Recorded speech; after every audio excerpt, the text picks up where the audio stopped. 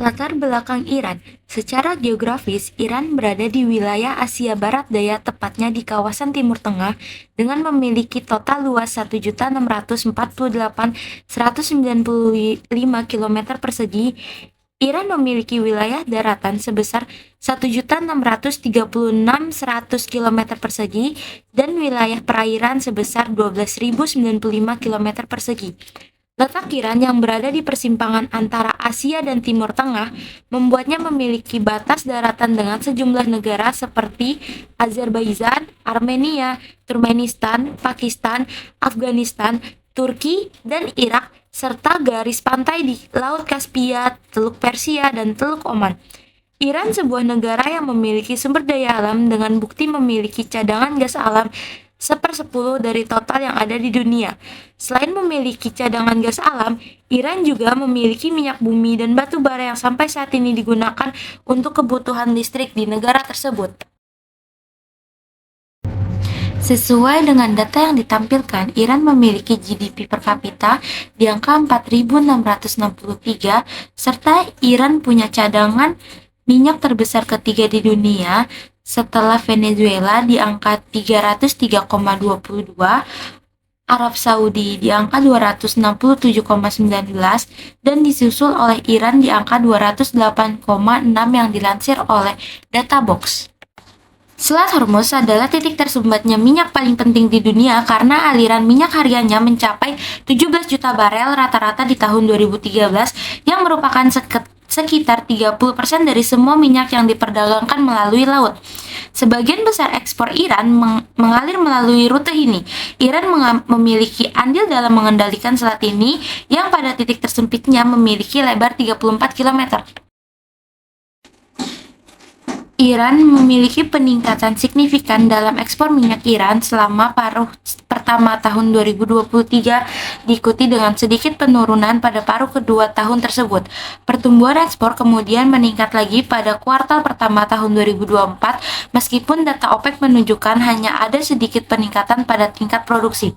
Peningkatan ekspor kuartal yang signifikan sebesar 14.000 barel per hari, meskipun pertumbuhan produksi hanya 18.000 barel pada kuartal pertama tahun 2024, dapat dikaitkan dengan Iran yang menjual lebih dari 16 juta barel dari penyimpanan terapung selama Januari sampai Maret 2024. Kemudian masuk pada aktor yang terlibat baik dalam negeri maupun luar negeri. Aktor dalam negeri sendiri yaitu ada pemerintah Iran di mana bertugas untuk mengatur dan membuat kebijakan. Kedua tentu saja perusahaan energi negara yaitu National Iranian Oil Company atau NIOC beserta anak perusahaannya seperti National Iranian South Oil Company, Iranian Central Oil Fields Company dan lain-lain yang berfungsi untuk mengelola minyak Iran. Kemudian aktor dalam negara yang terakhir adalah masyarakat sipil yang bertugas untuk mengawasi kebijakan pemerintah. Sedangkan aktor luar negeri yang terlibat yaitu ada negara-negara barat seperti Amerika, selanjutnya ada negara pengimpor energi seperti Cina, terakhir yaitu organisasi internasional seperti OPEC. Setelah disebutkan beberapa aktor yang terlibat, tentu saja ada aktor protagonis diantaranya pemerintah Iran, perusahaan energi negara, dan negara pengimpor energi. Sedangkan aktor antagonisnya yaitu negara barat, terutama Amerika, karena telah membatasi akses Iran ke pasar energi global, juga ada sanksi internasional yang diterapkan oleh berbagai negara dan organisasi internasional yaitu embargo minyak terhadap Iran. Yang berikutnya ada dimensi yang mempengaruhi. Yang pertama itu ada dimensi politik, di mana sanksi internasional terhadap Iran yang diberlakukan oleh Amerika Serikat dan Uni Eropa sebagai respons atas dugaan pengembangan program nuklir militer telah mengakibatkan dampak yang luas. Secara ekonomi, produksi minyak Iran anjlok dari 2,5 juta menjadi 1 juta barel per hari, memicu inflasi tinggi dan memaksa pemerintah mengurangi subsidi kebutuhan pokok. Kondisi ini tidak hanya mempersulit kehidupan masyarakat, tetapi juga memicu ketegangan politik dalam negeri dan menguatkan sentimen anti-barat. Yang berikutnya, dimensi yang dipengaruhi. Yang pertama itu ada dimensi politik. Respon Iran dalam menghadapi embargo yang dilakukan oleh Amerika Serikat adalah dengan menghentikan pengiriman minyak ke negara Inggris dan Prancis. Bahkan, Iran menetapkan berbagai syarat khusus terhadap 26 anggota Uni Eropa lainnya seperti Italia, Spanyol, dan Yunani. Syarat khusus tersebut diantaranya adalah kontrak jangka panjang yang tidak dapat diputuskan secara sepihak oleh pembeli dalam setiap pembelian minyak Iran. Yang kedua ada dimensi ekonomi. Dimensi ekonomi global terdampak signifikan akibat sanksi Iran, ditandai dengan kenaikan harga minyak dunia yang dipicu oleh berbagai faktor seperti jatuhnya nilai dolar dan berkurangnya simpanan minyak Amerika Serikat. Situasi ini diperparah dengan naiknya biaya logistik akibat peralihan ke asuransi non-Eropa yang akhirnya memberi tekanan ekonomi tidak hanya pada Iran tetapi juga pada negara-negara pengimpor minyak global. Iran memiliki beberapa tantangan, yaitu yang pertama, sanksi internasional yang membatasi akses Iran ke pasar energi global. Tentu saja dengan sanksi ini sangat mempengaruhi perekonomian negara. Lalu yang kedua, adanya perdebatan internal dan ketidakpastian kebijakan. Banyak kelompok konservatif yang menentang kesepakatan yang dianggap lebih menguntungkan Barat. Lalu yang ketiga, ketegangan geopolitik di mana adanya ketegangan hubungan antara negara-negara Teluk Arab dan keterlibatan Amerika Serikat di kawasan ini, sehingga menciptakan ketidakpastian yang mempengaruhi stabilitas pasokan energi. Masuk kepada beberapa strategi keamanan yang diterapkan oleh Iran. Pertama yaitu mencari mitra dagang alternatif, di mana untuk menghadapi sanksi internasional, Iran aktif mencari mitra dagang di negara-negara non-Barat, terutama di Asia. Lalu strategi lainnya ada peningkatan produksi energi domestik untuk terus memastikan stabilitas energi. Ketiga yaitu melakukan negosiasi dengan perusahaan energi asing seperti dengan Cina untuk berinvestasi. Kemudian ada kebijakan yang diambil. Yang pertama itu revolusi dan tahun-tahun perang Irak 1979 sampai 1988.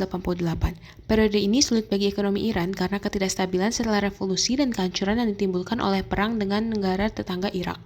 Yang kedua, era rekonstruksi pasca perang pada tahun 1989 sampai 1992.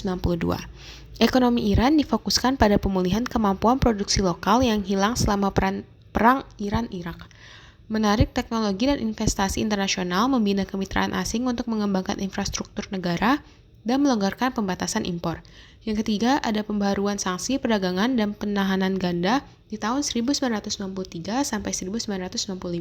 Dimulai pada tahun 1993, pemerintahan Clinton menerapkan serangkaian tindakan pembatasan perdagangan terhadap Iran sebagai bagian dari strategi penahanan ganda yang dimaksudkan untuk mengekang pembangunan ekonomi Irak dan Iran.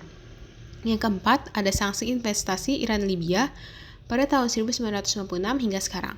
Pada tahun 1996, penahanan ganda mengalihkan fokus pada Iran melalui penerapan sanksi Iran-Libya. Sanksi tersebut membatasi perusahaan non-Amerika Serikat yang berinvestasi di sektor minyak Iran. Dengan demikian memperluas hukum Amerika Serikat di luar pembatasan Amerika. Yang berikutnya ada prospek keberhasilan. Prospek keberhasilan strategi keamanan energi Iran tampak sedikit sulit untuk tercapai. Meskipun ada upaya untuk diversifikasi mitra dagang dan modernisasi infrastruktur, tantangan dari sanksi internasional, ketidakpastian kebijakan internal, dan ketegangan geopolitik dapat menghambat keberhasilan jangka panjang. Tanpa perubahan signifikan dalam kebijakan dan hubungan internasional, Iran mungkin akan tetap mengalami stagnasi dalam mencapai tujuan keamanan energi dan stabilitas ekonomi. Yang berikutnya ada teori yang relevan untuk dipakai. Yang pertama itu ada International Political Economy Theory. Relevansi teori ini terletak pada kemampuannya menjelaskan bagaimana dinamika politik internasional termasuk geopolitik dan kepentingan strategis negara besar membentuk ketergantungan ekonomi Iran pada ekspor minyak. Yang kedua ada dependency theory. Relevansi teori ini terletak pada kemampuannya untuk menjelaskan mengapa Iran menghadapi kendala dalam diversifikasi ekonomi dan mengapa kebijakan ekonomi negara-negara maju, khususnya Amerika Serikat, memiliki pengaruh yang dominan terhadap perekonomian Iran. Yang ketiga, ada Energy Security Theory.